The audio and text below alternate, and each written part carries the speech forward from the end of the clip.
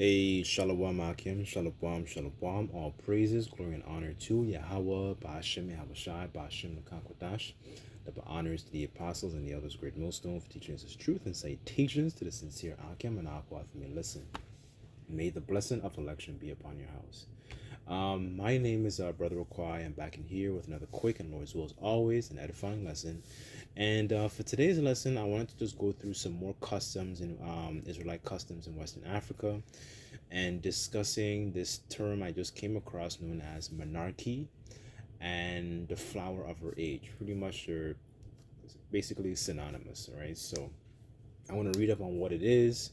And this is something that Paul talks about in First Corinthians, the 7th chapter, right, where that a young girl goes from a stage of being a young girl into a stage of womanhood, and that's the symbol of when she has that that when she goes through puberty, so to speak, right? So her body starts to change, and eventually it's signaling that she's able to reproduce and bring forth life and bring forth children, right? And that is the purpose of a woman. It's supposed to men are supposed to come together with women and join and become one flesh, right? And then bring forth children, right? That's how you bring forth families and it builds a strong nation, right?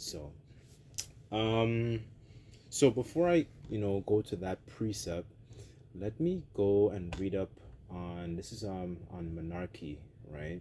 Brothers who may not know, so it's um so this is on a publishing I found. What I'll do, I'll try and like attach all this information in the description, right? So here it says the physiology of menarche. So menarche is defined as the first menstrual period of a female adolescent. Menarche typically occurs between the ages of 10 to 16, with the average age of onset between 12 to 0.4 years. The determinants of menarchal age are continuously being researched. Socioeconomic conditions, genetics, general health, nutritional status, exercise, seasonality, and family size are thought to play a role. Menarche tends to be painless and occurs without warning, right? So this is one of the warnings that in the ancient times, people knew when a child, a young girl became a young woman, right? She was at an age where she can be, married off, essentially, and ideally also to a man of understanding, right? The scriptures talk about that too. If you have daughters, give your give your daughter to a man of understanding, right?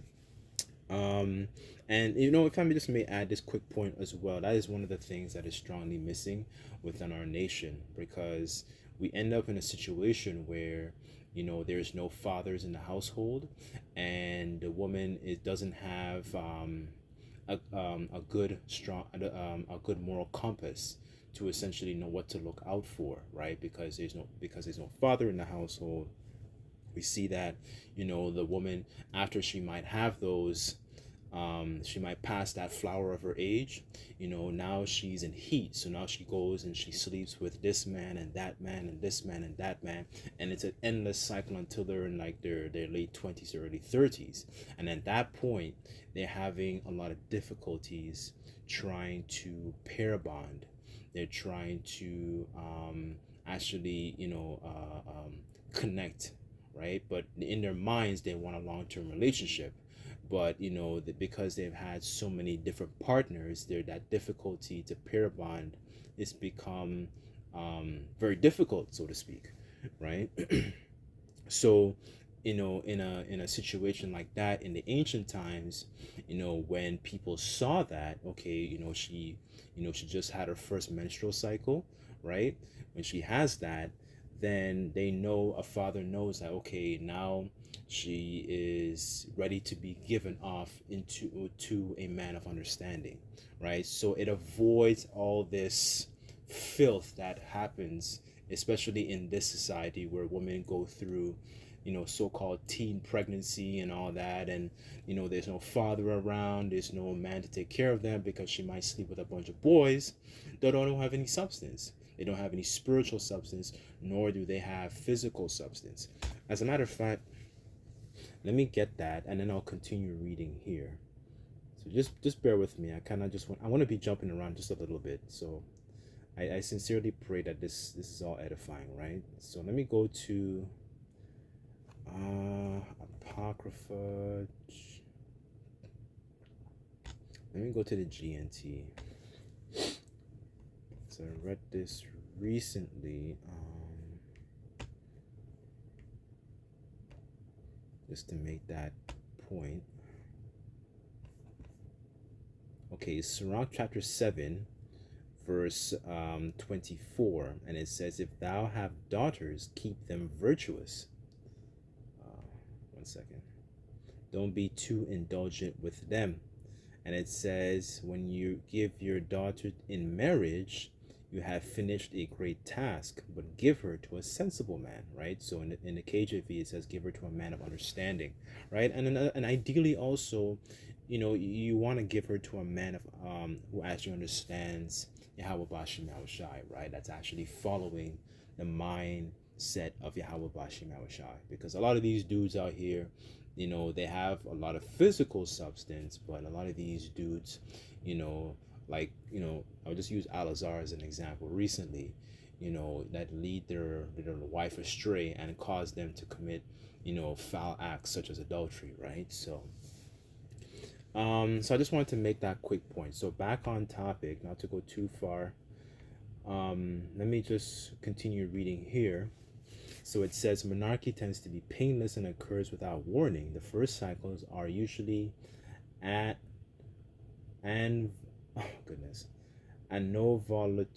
Oh Lord, anovulatory with varied lengths and flow. So Menarche signals the beginning of reproductive abilities and is closely associated with the ongoing development of secondary sexual characteristics, right? So, she starts to develop, she starts to get more chest action, she gets more, some acne, whatever it is, she's going through that stage of womanhood, where she can actually reproduce and bring forth children, right? That's why, women in righteousness are such an important key. They play a key role in raising children, right, and bringing forth a family, right? But in this society, Esau has essentially tampered with that to the point where, women have abandoned that role and don't want to fulfill that role of a housewife and serving their husband and, feeding their children good nutrients. And what happens to them? They sacrifice their youth for companies that don't give a shit about them, excuse my French. And when they get to a certain age, now they realize that's that first menstrual period. They ignored it for so long, and I had so many bodies, so many men inside of them, to the point where they have a difficulty trying to find a long-term partner. But at that point, a man of understanding doesn't want you. Or even men in general don't want you. They might just want you recreationally, and that's it, right? So let me go to the precept here, 1 Corinthians 7 verse 36, and it says, "If any man thinketh that he behaveth himself uncomely towards his virgin, if she pass the flower of her age, and needs so require, let him do what he will. He sinneth not, let them marry," right? So one of the ways, and this is something that is not talked about in the Catholic Church, because you're seen as two different concepts, is sex and marriage. But we know, pursuant to the scriptures, that sex is marriage, right? That's how that's how you're consummated. That's how you're joined together. As a matter of fact, I'm just going to jump to Genesis real quick. Genesis 24. So this is Genesis chapter 24, verse 67. And it says, "And Isaac brought her into his mother Sarah's tent, and took Rebekah, and she became his wife, and he loved her. And Isaac was comforted after his mother's death, right? So he took Rebecca, he did what he got to do, and he consummated that marriage, right? So now now she officially became she became his wife through the act of sex, right? That's how you become one flesh, right? There was no priests. They didn't go to Vegas. There was no how do you call those people? Um, basically that people who officiate at a wedding. There was no piece of paper. They didn't go down to city hall and they didn't go down to the Israelite city hall and trying to consummate the marriage. And it wasn't like that in the ancient times, right? Like people like to think, because this idea of marriage is very romanticized and very fairy tale like in this society, where they think that, okay, you have to go out and do this, she got to put on a white dress, the man got to wear a gown and all this kind of stuff. Like that didn't, you didn't have all that, back then, right? But anyways, so oh, the history, goodness. Let me just touch on this history here. So this is history from different customs that the Ashanti did, and basically this was um this was our people, Israelites, who practiced a lot of these different customs within their spirit.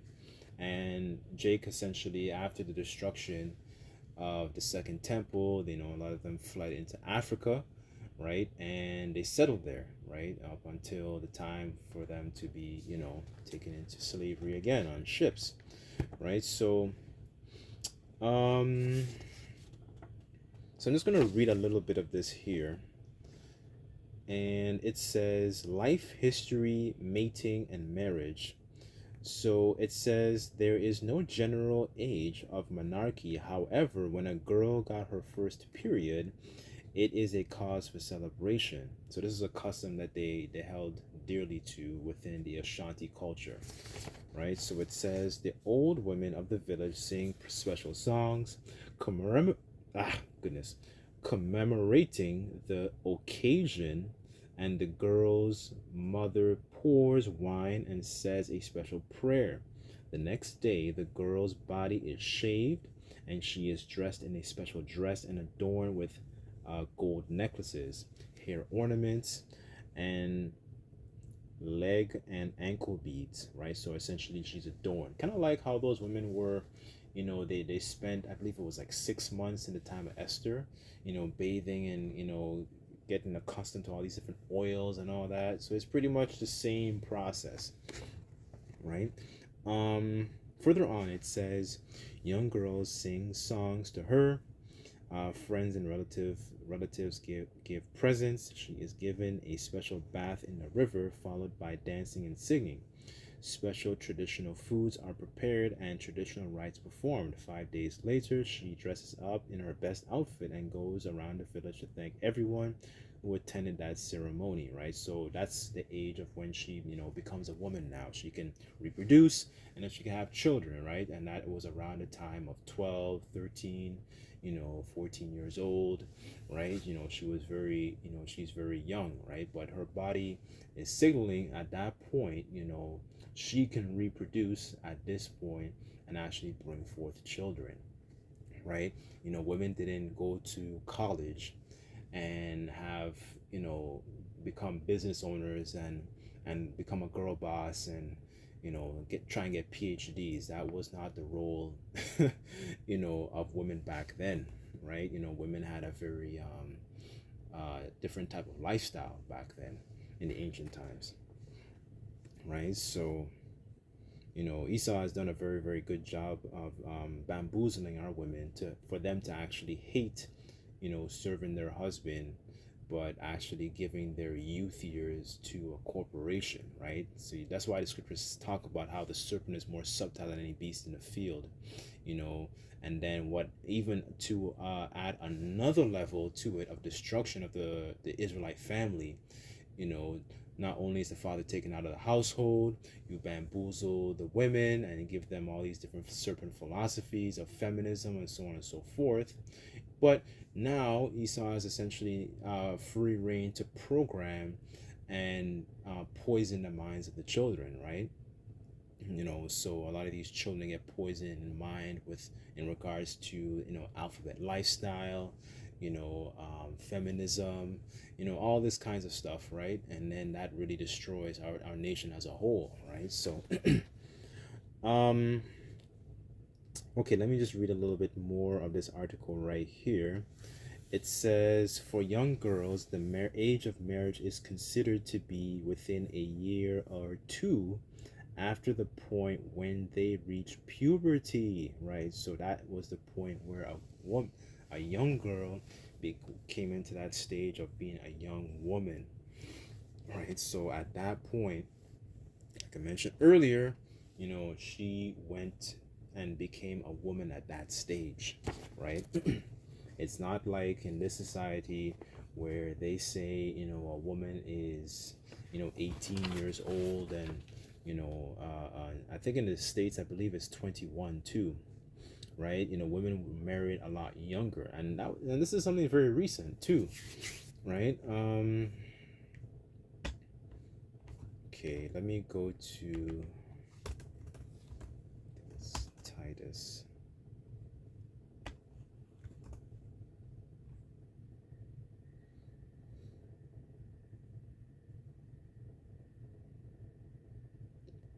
Okay, this is Titus 2.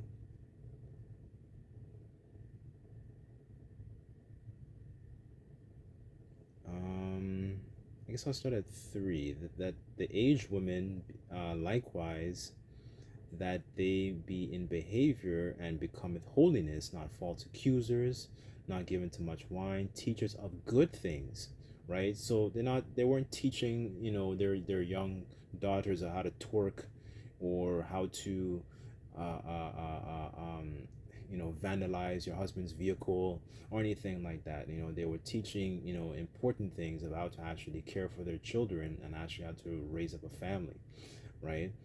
She might know about, herbs, maybe sewing. She probably knows about different types of fabric, and then stuff like that, right?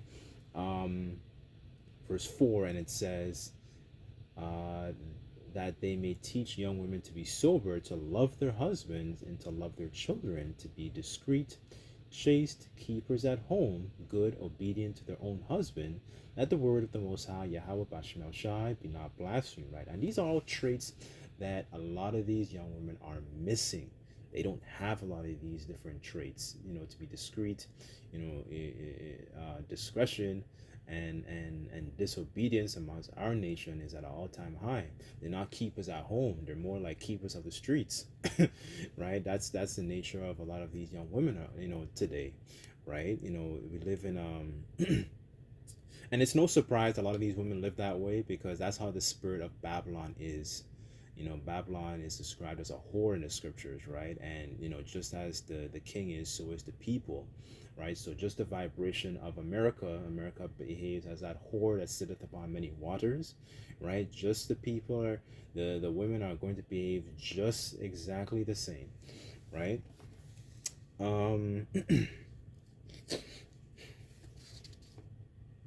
Let me see if there's any more here.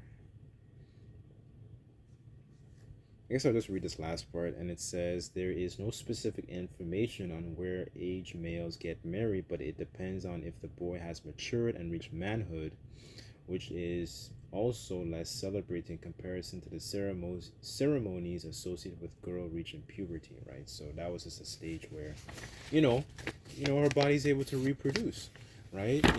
And let me just preface this by saying, this is something that was done in the ancient times, and the way of the how Yahweh Bashim Shai designed it was to essentially make sure, she, went from a man of understanding from her father to another man of understanding, which would be her husband, right? There was no whole phase in between, right? Now we see that Esau's ways are not conducive to life. Let me get the book of Isaiah.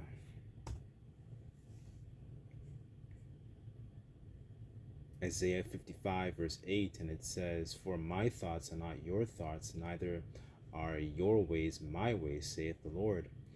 For as the heavens are higher than the earth, so are my ways higher than your ways, and my thoughts are not your thoughts," right? So we see the importance of that, that transition, right? And then a woman, again, and especially at that point too, a woman, I was thinking about this earlier today, and in regards to even, me being at that age, that was basically the age where you're in heat, men and women, right? Where you're in heat, you start noticing girls, you start noticing their chest, you start checking them out. You might be still awkward and you don't know how to talk to them.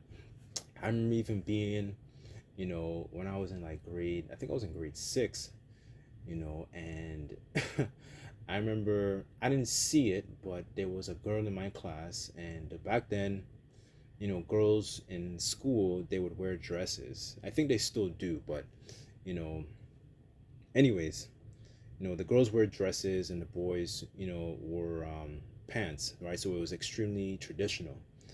And there was, a time in class, I think there was a girl that she stood up to go and I think answer a question on the board, on the chalkboard. And I remember a friend of mine saying, "Hey, you got, hey, miss, I think you got some blood on your dress," right? And then I didn't see it, but I remember my friend saying how, she had blood on her dress, right? So essentially, she became a woman, right?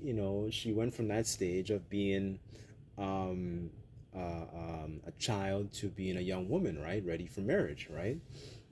So the point is, and then we were in grade 6, so at that age you're probably about like 12, probably going on 13 years old, right? Marriage was something, not marriage, excuse me, but that was seen as, that having your period, a woman going through puberty, that was a marker of, she's ready for, to bear children and carry on a family, right? But in this society, that's why I brought up this precept also.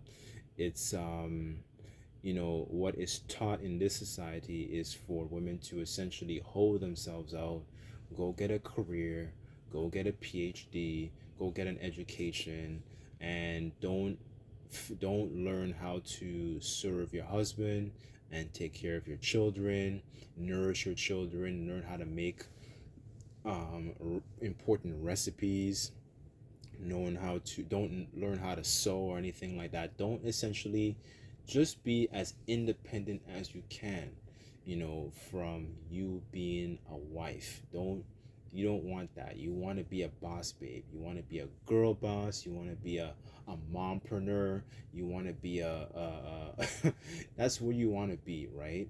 And Esau's really bamboozled our women into thinking that, they can pretty much achieve that all on their own, right? So, and this is the condition of what we're living in. We're living in a society where women are bamboozled, and Esau thinks that this is important and this isn't conducive to life. This is not actually bringing forth life.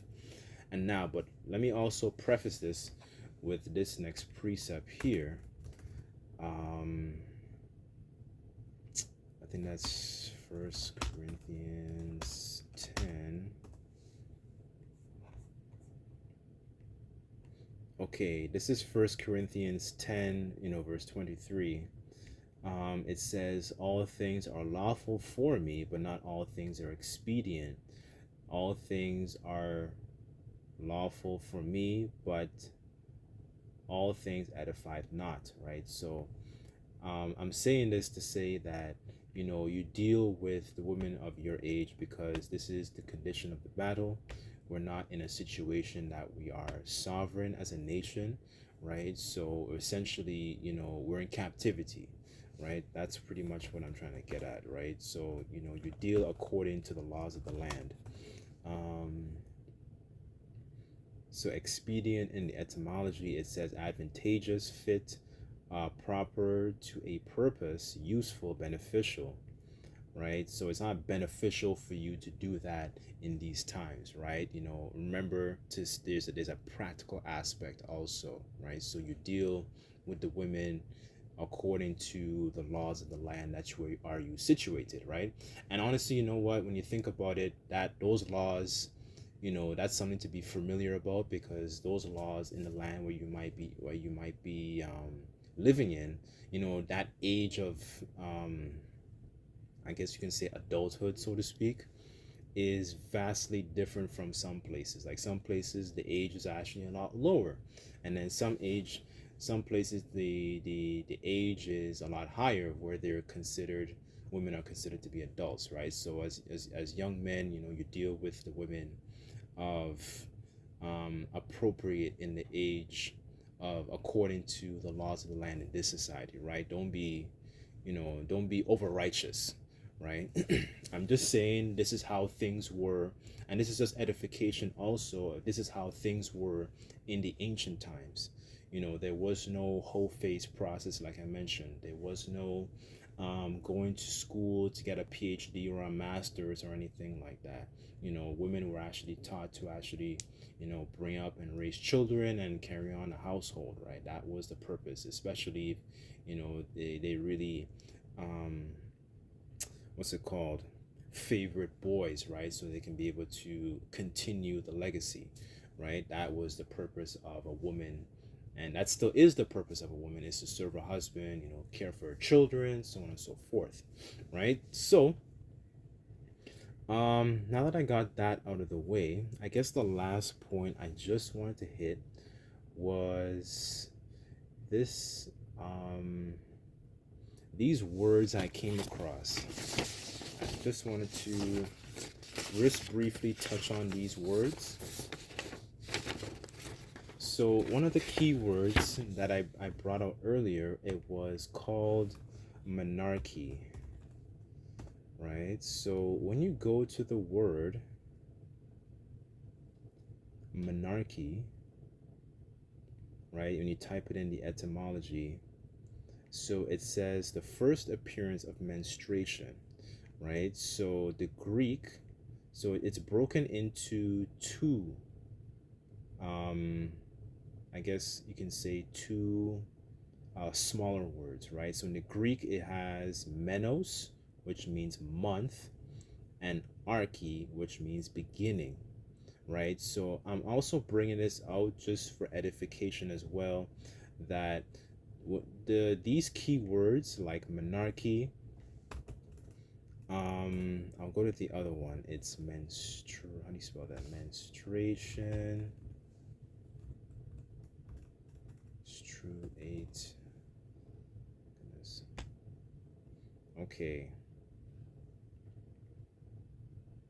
Okay, here's another one. Okay, menstruate in the etymology. I just want to make this point. Pollute with menstrual blood. It says discharge of menses.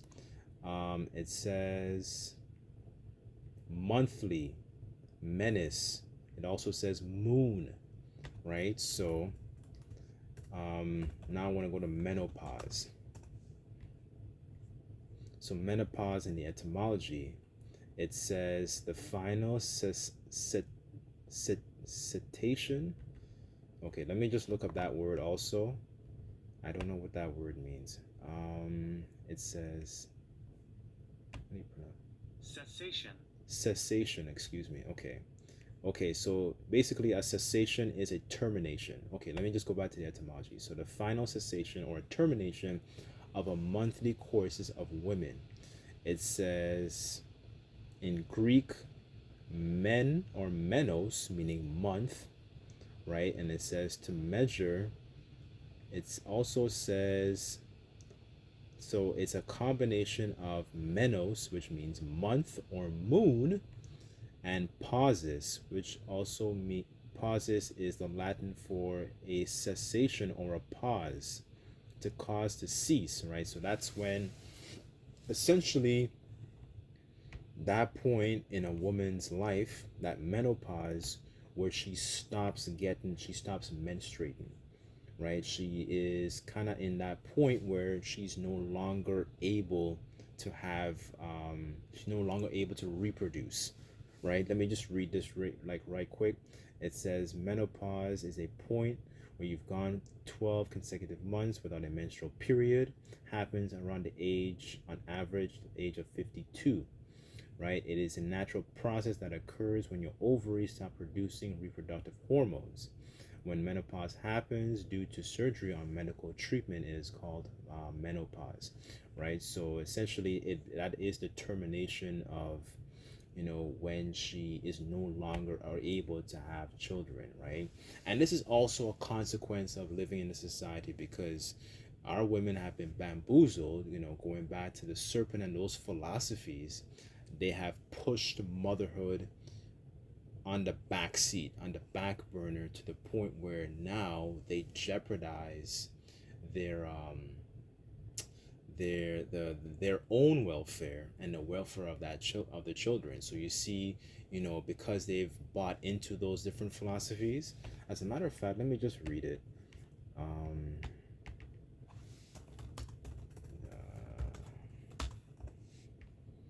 okay, Genesis 3 and 6, and it says, and the woman said that, and when the woman saw that the tree was good for food, and it was pleasant to the eyes, and the tree was to be desired to make one wise, she took of the fruit thereof and did eat, and gave her husband with her, and he did eat, right? So because a lot of our women have taken into these different ideologies, feminism being first and foremost, equality, and it has essentially pushed their minds to think that they can do it all, so to speak. And motherhood, raising children, caring for your husband, has essentially become a priority that's on the back burner. It's no longer as important, and it's no longer at the forefront as it used to be in the ancient times, right? So they've taken on prioritizing these different endeavors, so to speak, to actually. And then what happens? And that also goes back to the elites too, because the elites were very, very crafty with this. Going back to, I forgot the Rockefeller's name, and he was talking with what was that guy's name? I think his name was Aaron Russo, if I'm not mistaken. Right? The objective of it was not to get women, you know, better positions, so to speak. It wasn't a good thing. The scriptures say, "Never trust thine enemy." Right? It wasn't about that. It was about to get women out of the household, and they become a more taxable income, right? So you're no longer under the covering of your husband at that point, right? So where was I? Okay, back to the last point I just wanted to hit. Notice all those words all dealt with um month. When you see men in the beginning of those words, there's a misunderstanding in the society also, which shows that um it's in tuned with the month, and the month is also synonymous with the moon, right? So I kind of wanted to bring out that last and final point, right? Because it's something that when they menstruate, when they have their cycle, so to speak, it's something that happens each month, right? So I kind of just wanted to bring out that last point as well, just for edification. But that's pretty much it. That's kind of all I had, and that's all the points I wanted to hit. But I sincerely hope that this lesson was edifying. I just like to give all praises, glory and honor to Yahweh, Bashim Yahushai, Bashim Kakodash, double honors to the apostles and elders of Great Millstone, teaching us this truth.